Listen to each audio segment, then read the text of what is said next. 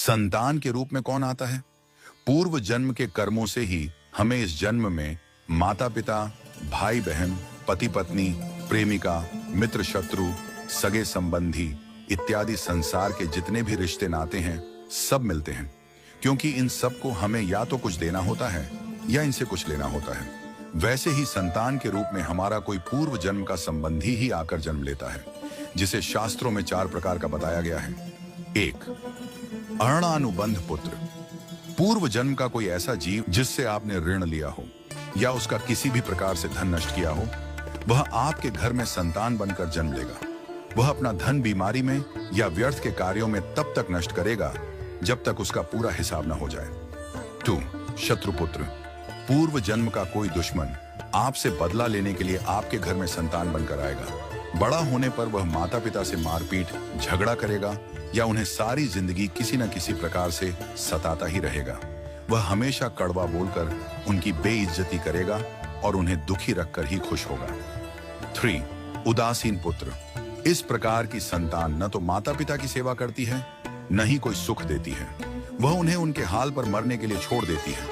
विवाह होने पर यह माता पिता से अलग हो जाते हैं और उनकी चिंता नहीं करते। 4. सेवक पुत्र।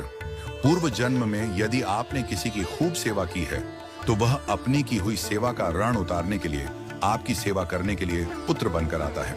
जो बोया है वही तो काटोगे।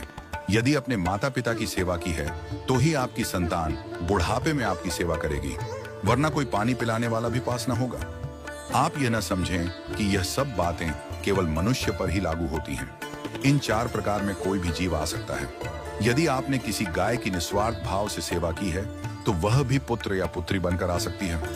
यदि आपने गाय को स्वार्थवश पालकर उसके दूध देना बंद करने के पश्चात उसे घर से निकाल दिया हो तो वह ऋणानुबंध पुत्र या पुत्री बनकर जन्म लेगी। यदि आपने किसी निर्दोष जीव को सताया है तो वह आपके जीवन में शत्रु बनकर आएगा।